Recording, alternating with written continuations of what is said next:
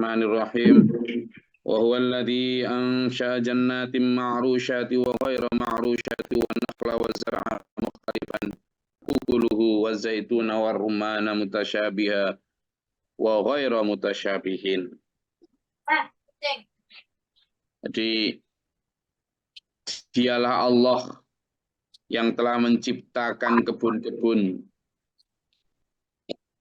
Jadi sampean yang punya kebun-kebun itu bukan milik sampean itu. Cok ngaku-ngaku.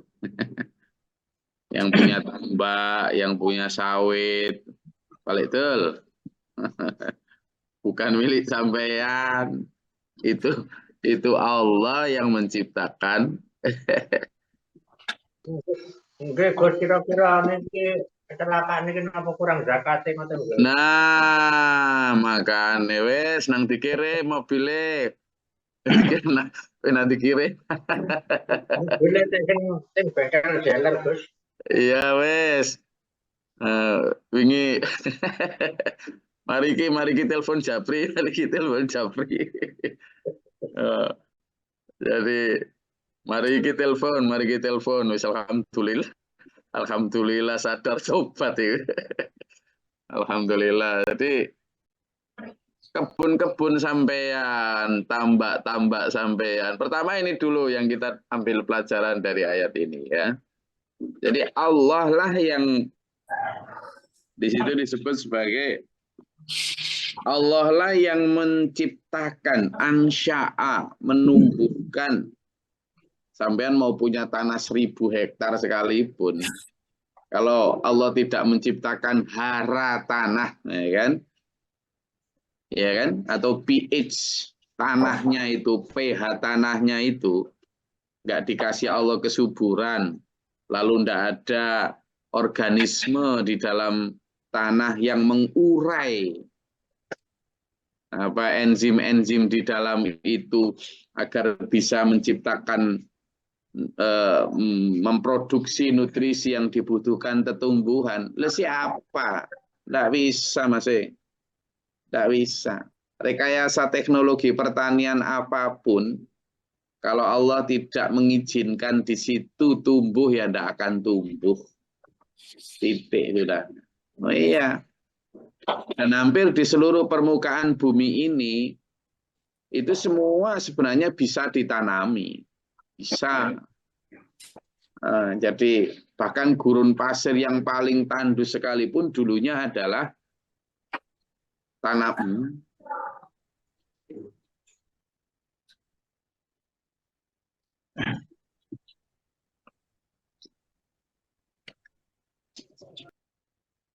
Jadi hampir semua permukaan bumi itu sebenarnya layak untuk ditanami.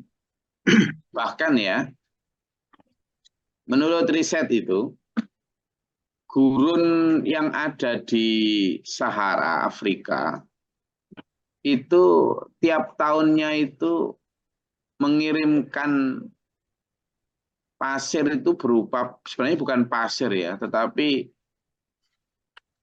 yang sifatnya hara, itu diterbangkan oleh angin, itu sampai mempengaruhi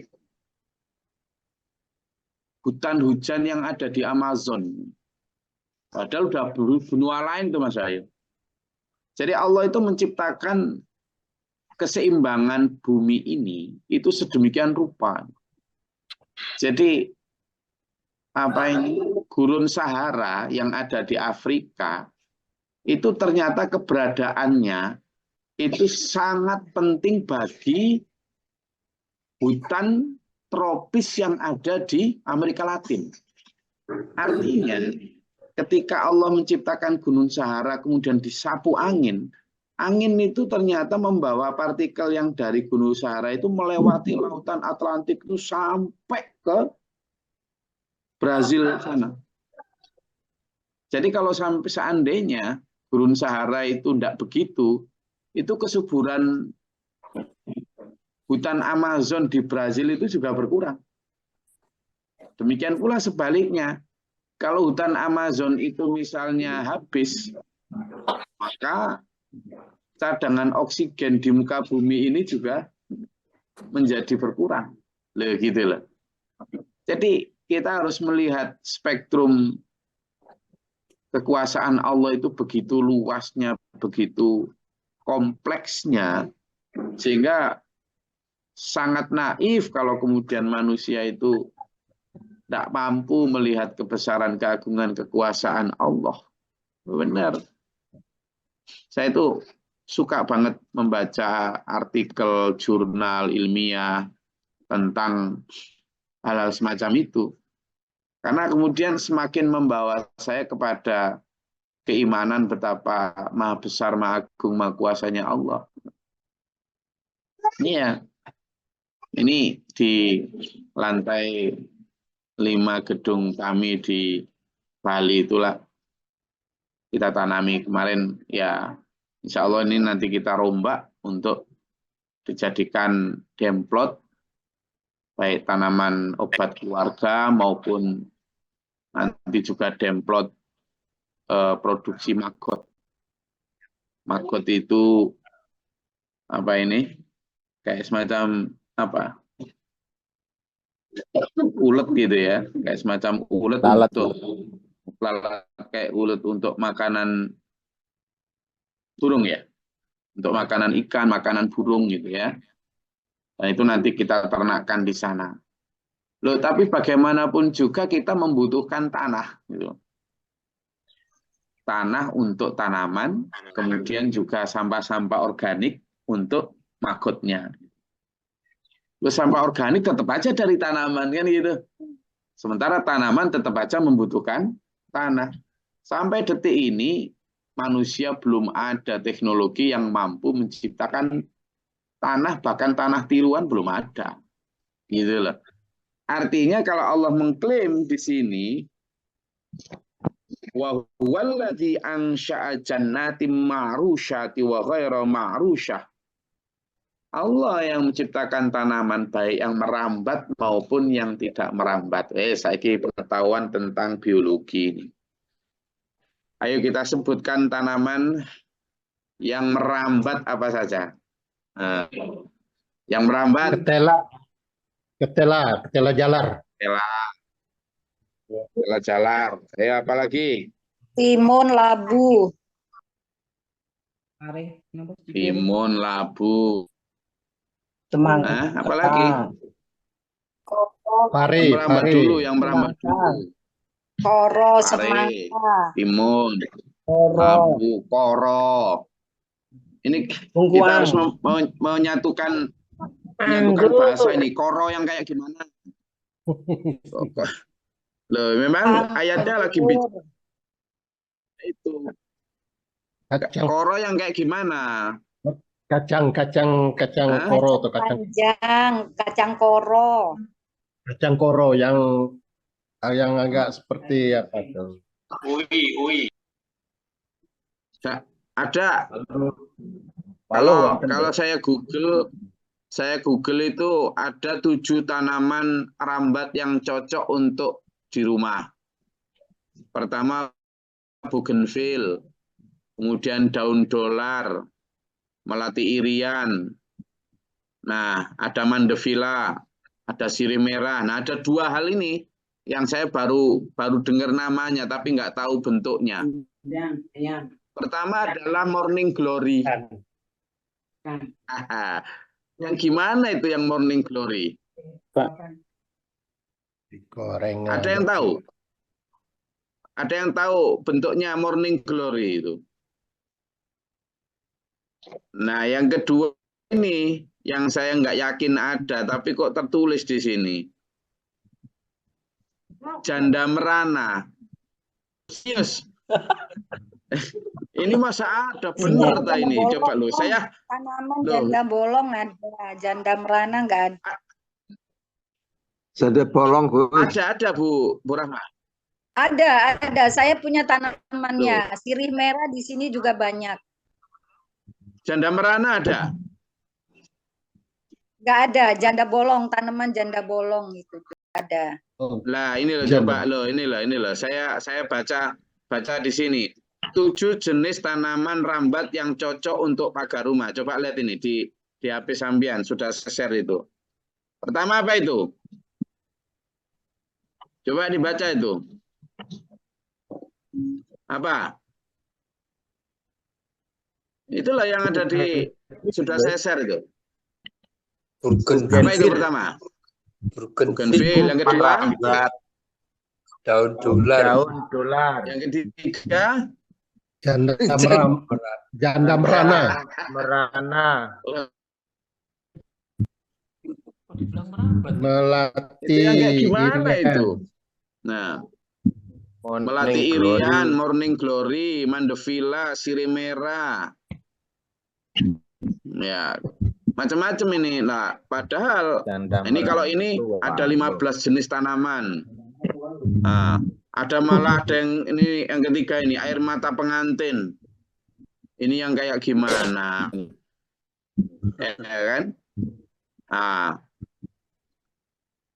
jadi ini yang ma'rusyah kalau kalimatnya Allah di situ ma'rusyah. Coba kita lihat gambar-gambarnya seperti apa sih. Nah, tanaman hias 15 tanaman hias. Nah, ini yang tanaman hias yang tidak berbuah ya. Ada yang berbuah tadi apa aja tadi? Yang buah yang dari tanaman merambat. Coba kita lihat. Tanaman atau buah atau sayur Semangka. yang merambat. Nah, mulai dari tanaman sayur ini. Kok nggak ada yang nyebutkan ini tadi apa? Sayur yang itu loh, yang biasanya untuk bendoyo itu apa? Kenti. Tapi beda. Kenti, tahu kenti? Nah, kalau kita lihat ini, coba loh, lihat ini apa aja ini. Bukan kerai itulah. Kalau kenti itu entah bahasa Indonesianya apa itu. Labu putih, Gus. Labu putih. Coba toh ini lihat apa aja ini. Saya yakin kita nggak akan pernah berhasil karena di tiap daerah beda-beda kan. Sama lihat gambar ini aja loh. Ini aja udah nggak karu-karuan banyaknya, semua merambat ini. Merambat semua ini. Dan apalagi yang ghaira ma'rusyah, apalagi yang tidak merambat. Ya Allah, Maha suci Allah, Maha besar, Maha kuasa dengan segala firman-Nya. Iya, Dulur. Sehingga kalau kita melihat ini saja loh, itu sudah menjadikan kita bahwa tidak mungkin kita bisa menciptakan dengan segala jenisnya itu. Wan nakhla, coba wan nakhla, macam kurma, macam-macam pohon kurma kita lihat nih.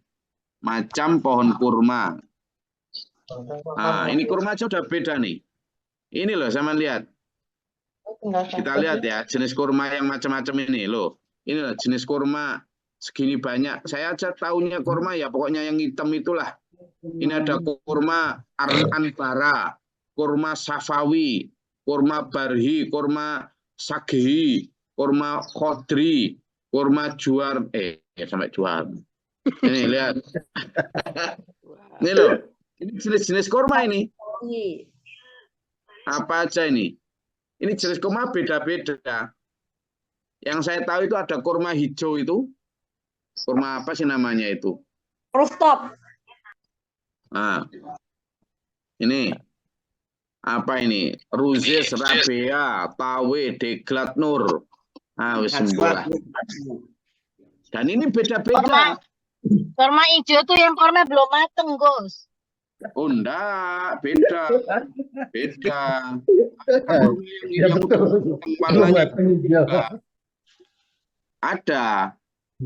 Jadi saya pernah itu di Madinah itu yang gitu enak juga tuh. Cuma dia nggak terlalu tahan lama.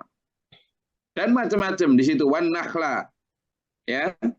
Lalu di situ kalau wan nakhla pertama, kemudian sekarang macam-macam delima. Nah, pohon delima. Nah, delima kok gini? Ini bukan delima ini, namanya apa ini? Ini delima ya? Ya. Ya, delima aja macam-macam. Kalau yang saya tahu yang warnanya hijau ini. Warna hijau ini delima di tempat saya dulu juga banyak ini. Ternyata ini katanya bisa menyembuhkan kanker dan saya yakin banyak sekali manfaatnya. Sayangnya lidah anak-anak generasi sekarang tidak ada yang mau. Makanya sakit-sakitan itu. Karena tidak ada mau mengkonsumsi. Padahal ini sangat banyak anti racunnya di dalamnya ini. Dulu generasi kita ya makannya gini. Dan ini kan buah yang banyak kita terima. Kita bisa temukan di gerumbul-gerumbul, di rimbunan. Ya kan? Ya, jadi Allah yang menciptakan semua itu. Wan nakhla waz zar'a, dan tanaman mukhtalifan yang bermacam-macam. Ukuluhu rasanya. Sekarang bedek-bedekan. Rasa buah cerme. Ada yang tahu cerme? Banyak di sini, Gus. Banyak. Cerme itu dua macam, ada yang kecut, ada yang manis. Pak, Ada kecut dan yang manis. ada yang manis, ada. Ada. Ada. Ada yang kecut. Konon kalau cerme yang manis itu karena di bawahnya sering diapain? Kasih gula. Udah. Dikencingin. Budi kan yang ngomong nggak saya.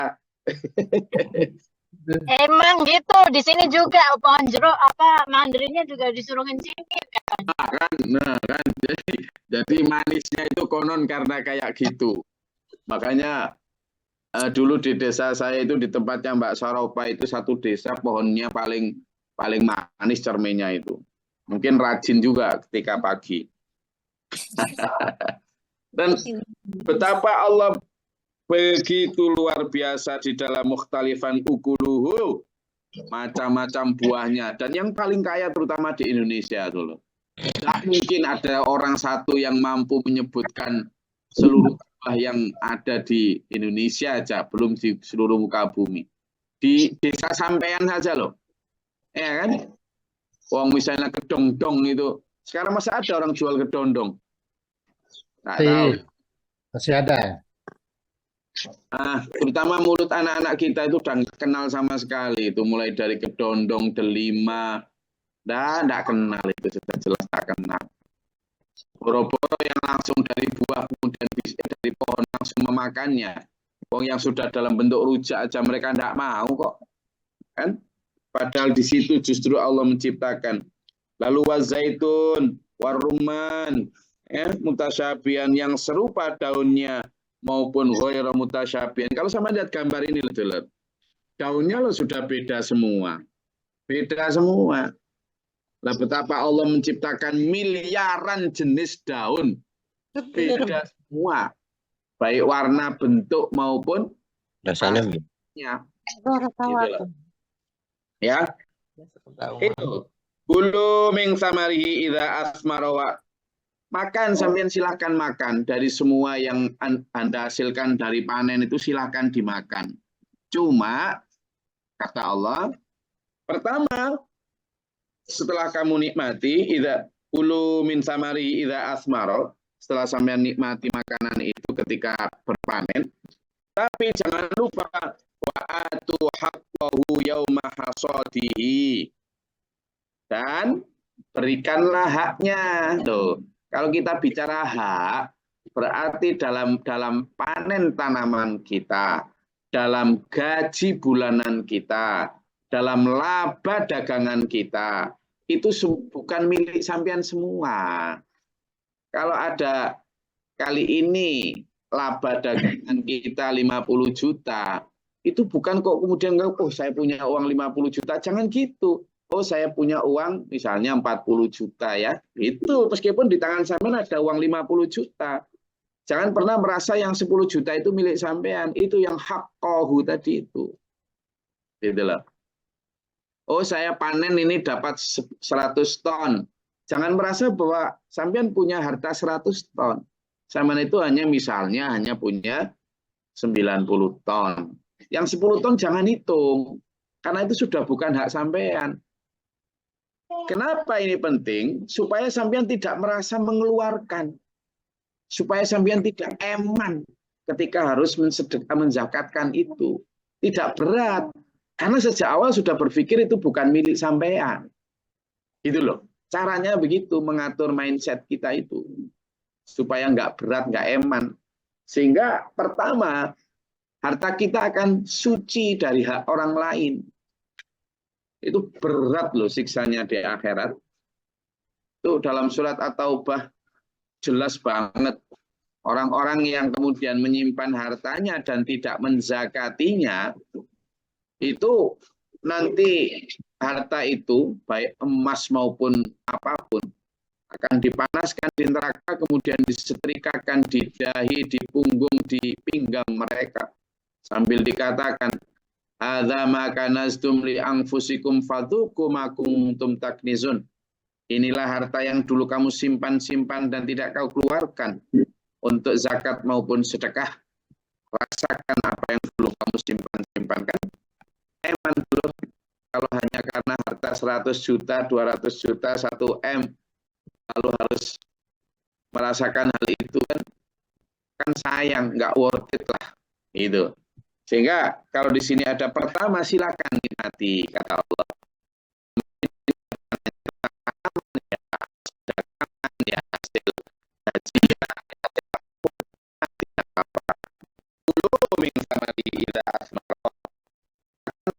tapi ingat wa'atu haqqahu hasodihi.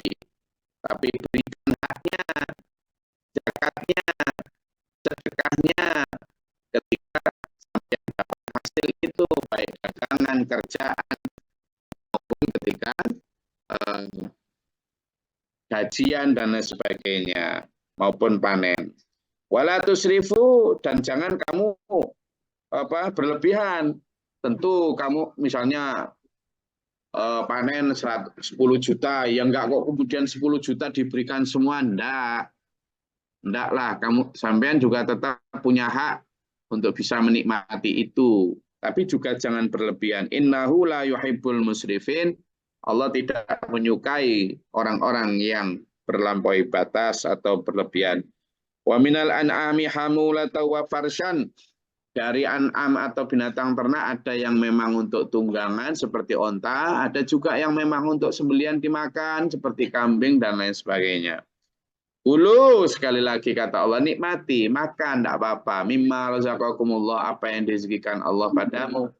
Boleh sampean makan, boleh sampean beli pakaian, boleh sampean beli kendaraan, silahkan. Semampunya, silahkan punya rumah, tidak apa-apa. Tapi itu tadi, sesuai kebutuhan. Kemudian, ambil dari hak yang ada milik orang lain yang ada di dalam harta itu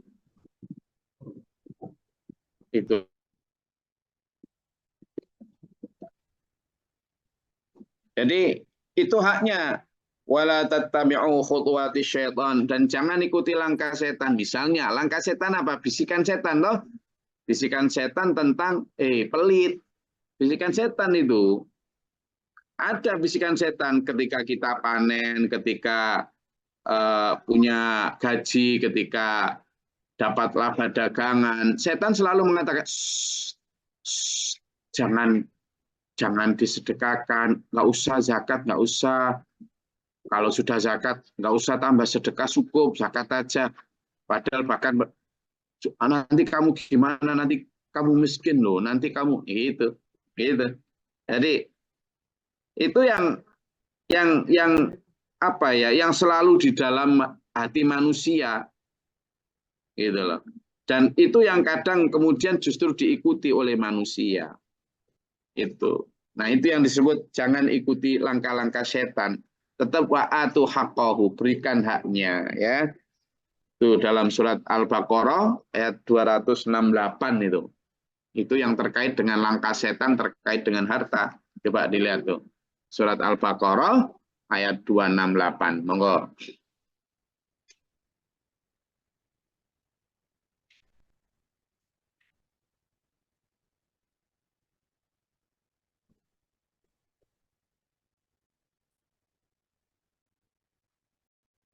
Izin Gus Glory. A'udzubillahi minasyaitonirrajim. Bismillahirrahmanirrahim. Setan menjanjikan menakut-nakuti kemiskinan kepadamu dan menyuruh kamu berbuat keji atau kikir. Sedangkan Allah menjanjikan ampunan dan karunia-Nya kepadamu dan Allah Maha Luas, Maha Mengetahui. Shadaqallahul adzim. Allah kan menjanjikan, berikan haknya, di dalam hartamu itu ada hak orang lain. Berikan haknya. Nanti kamu akan mendapat ampunan, kamu akan mendapat ridhoku. Kan itu janji Allah. Tapi setan sebaliknya, jangan berikan. Nanti kamu miskin, nanti kamu kurang hartamu, nanti kamu gimana, anakmu nanti gimana. Begitu. Akhirnya kemudian mendorong ke arah kikir, pelit. Nah itu, maka jangan itu kata Allah. Wala tattabi'u khutuwatis syaitan. Jangan. Innahu lakum aduwwum mubin. Setan itu musuhmu yang benar-benar nyata loh. Ada setan itu. Gitu loh. Jadi jangan ya. Oke. Sampai di situ. Monggo kalau ada yang mau disampaikan silakan.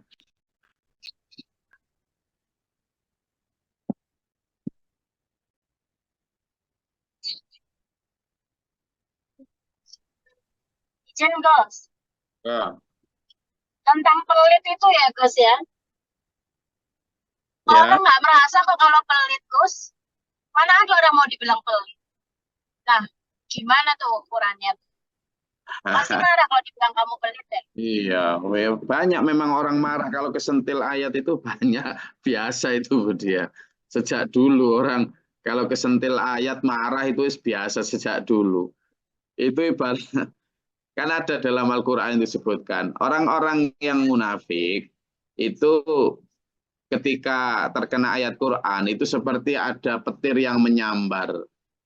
Ketika ada petir yang menyambar, manusia rata-rata kemudian menutupkan telinganya, menjadikan tangannya untuk nutupi telinganya. Dia ngiranya petir itu menyambar dirinya, padahal begitulah petir gitu kan.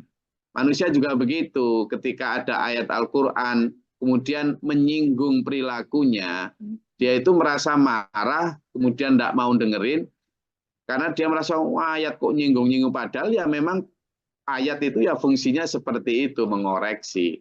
Nah terkait Bukan itu maksud saya, maaf Gus, bukan itu maksud saya. Orang tidak tahu kalau dirinya itu pelit gitu. Iya, saya akan sampai ke sana, Bu Dia.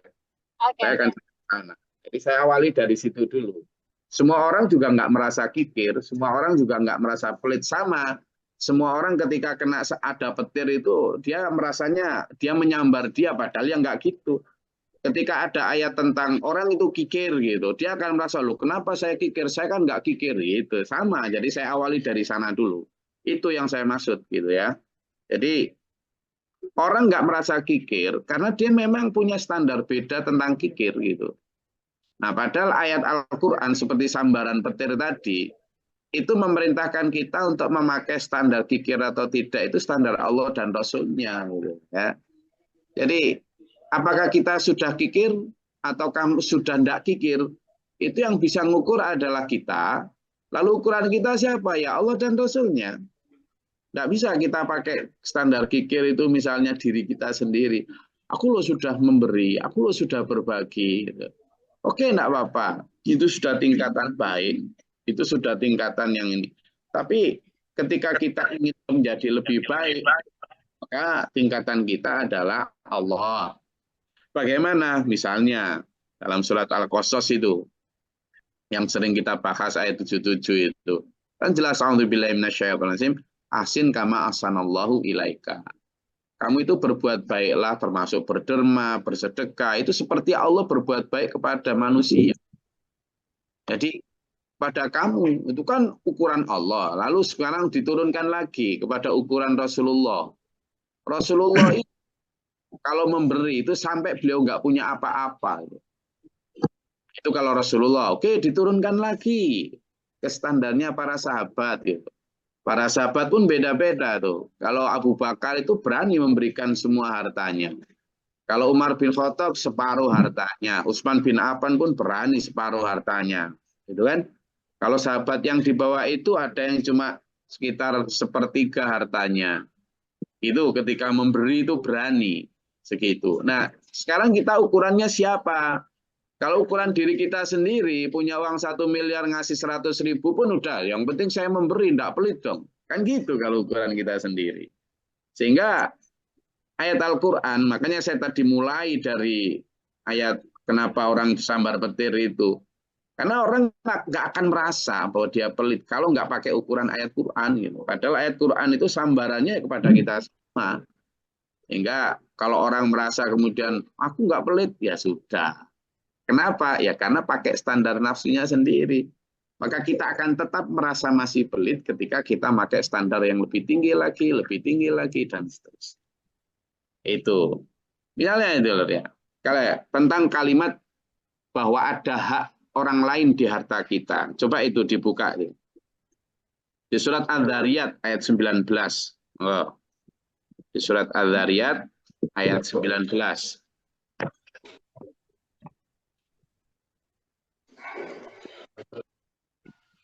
Ya, ketemu?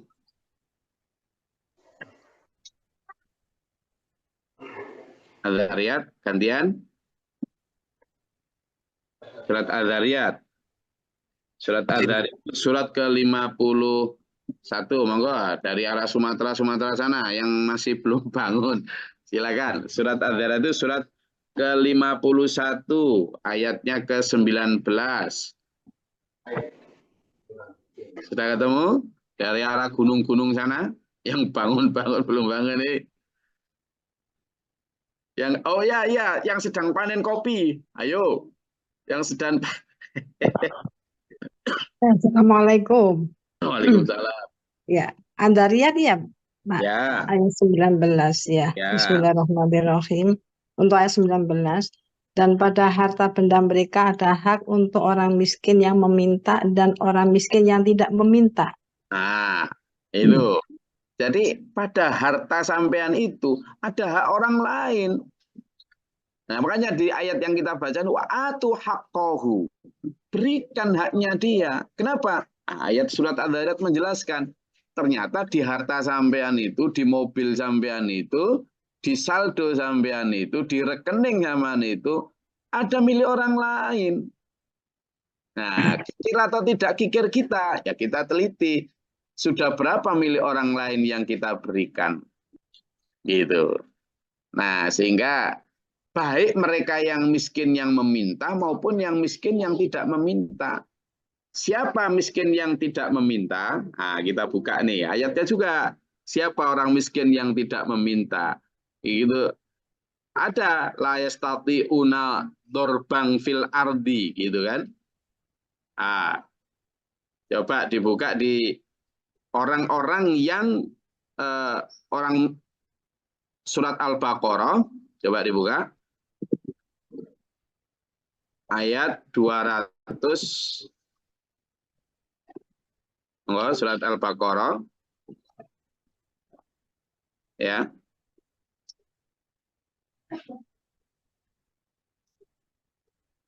Surat Al-Baqarah ayat 273.